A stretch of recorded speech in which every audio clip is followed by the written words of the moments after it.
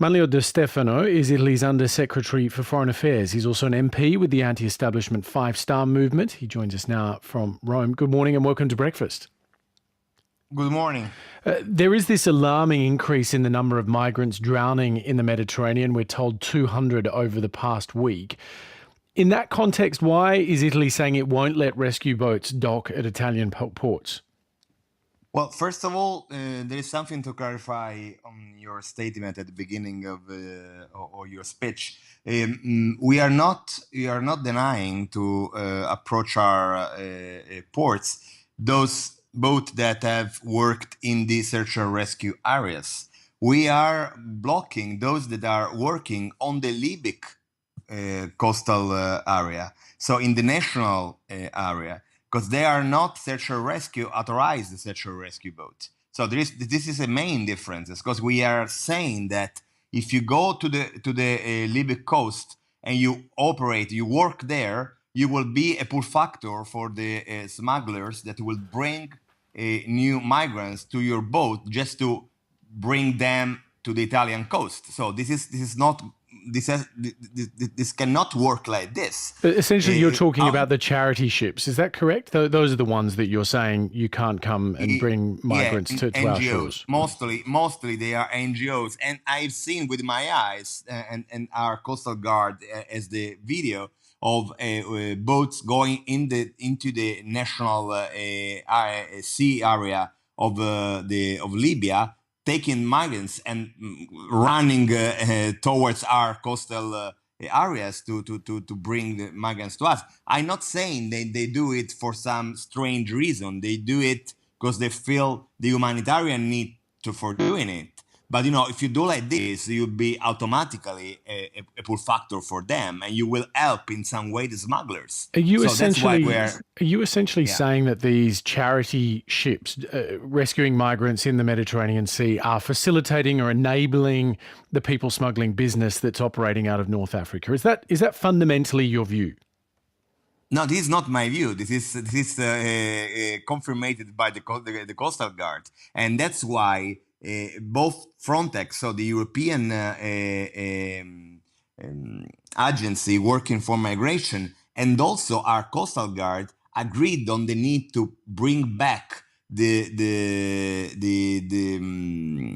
borders of our action in the Mediterranean Sea, because the closer you are to the coast, to the Libyan coast, the bigger will be the pull factor that you activate. So that's why we need to, and we are not saying that we need to let them draw in the sea. We are spending a lot of effort and a lot of money on facilitating the Libyan Coastal Guard to be able to deal with this factor and to be able to save life in sea. And that's what they are doing. That's why just yesterday we approved a law in Parliament to give 12 boats more to the Libyan Coastal Guard, because we are helping them in order to fix this issue. But if Europe and globally you think that Italy can just bring the entire Africa into our country, this will never work. Can we be clear, though, given the mix of people that are on these boats, whether you acknowledge that some of them would be genuine asylum seekers with a legitimate claim under international law to refugee status?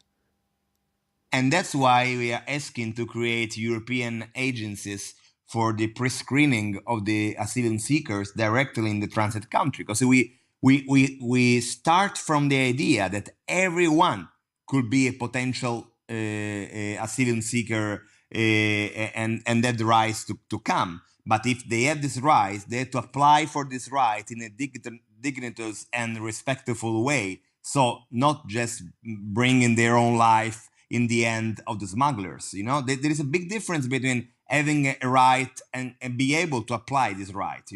So that's what we are asking to the European Union to share the burden and bring all our effort on creating a pre-screening in the transit country. That's very important for us. You're talking about these processing centres in other countries. There's talk of turning boats back, sending people home. A lot of the rhetoric that is coming out of Italy right now is very familiar to us here in Australia. We've heard this stuff now for about a decade and a half in terms of our approach to asylum seekers arriving by boat in Australia. How much have you looked at the Australian, I suppose, model for handling this issue and said, yes, that's what we want to do here in Europe? Well, honestly, I've looked very well in the Australian model also. I don't consider it to be applicable to the European situation because we have huge mass movement of people. I mean, you consider that just from Syria, 11 million people escaped. So, I mean, this is totally different. And we will not go on creating a constant pushback for the asylum seeker. We want to give them the right to ask for it, but we cannot accept the idea that everyone asking for asylum has to be processed in our country. It has to be a sharing, a burden sharing, you know? So we have different geographical factors also. So I respect your model on managing it, but it's not applicable to Europe. That's clear for us. But I suppose the rhetoric that you've just described, burden sharing, that you don't want them processed in your own country, I mean, that is almost exactly what multiple Australian governments have now been saying for 15 years.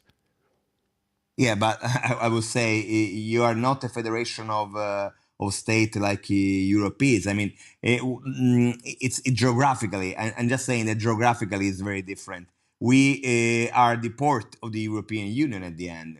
Italy, Greece, Malta, and Spain. So if we don't share the burden, we can just do like other do. So just saying, okay, everybody in, and then you go wherever you want. But this makes no sense because Europe is asking to us every single day to defend the borders. But if we had to defend them, we had to have the capability on doing that. So Sure. It has to be something European. You're talking about your own capability there, but you're also saying that you're going to enable Libya to do this processing themselves, that you can fund them. No, I'm not saying that Libya to do it by its own self. We are saying that we want to have a European agency in the transit countries to enable the pre-screening of the asylum seekers' request. So it's pretty different. Libya obviously has to manage its own coastal borders because like every country does. So we are helping them on creating a coastal guard able for doing it. But this is normal. I mean, you, Australia, you have your own capability on protect your borders. Italy does the same. Libya not, because they are coming from a decade of troubles. And that's why we are helping them with a lot of effort, also economic effort that we are putting on it, on creating it. Your Interior Minister, Matteo Salvini, earlier this year vowed to kick 500,000 migrants out of Italy, 100,000 in the first year in office, followed by another 400,000 during the rest of the government's 5-year term. Is Italy on track to expelling those migrants? Honestly, I think that the Minister for Interior said something that is more complicated than a default. I say it very clearly because I think that if you want to manage the 500,000 illegal migrants that we have, you have to start from two different pillars. One is that you have to consider the idea of the voluntary return. And the second one, like Germany usually does, and the second one is to legalize who is illegally in our country but already integrated in a normal way. You know, there are a lot of people that are illegal in our country, but they are working since 5 years now, and they have family, and they are not a problem for our country. So you need to legalize them, and in the meanwhile, you have to repatriate who's acting against our rights and our law.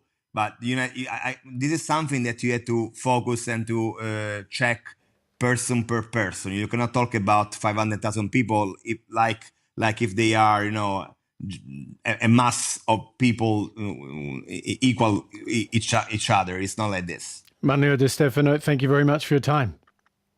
Thank you for inviting me. Manlio Di Stefano is Italy's Undersecretary for Foreign Affairs.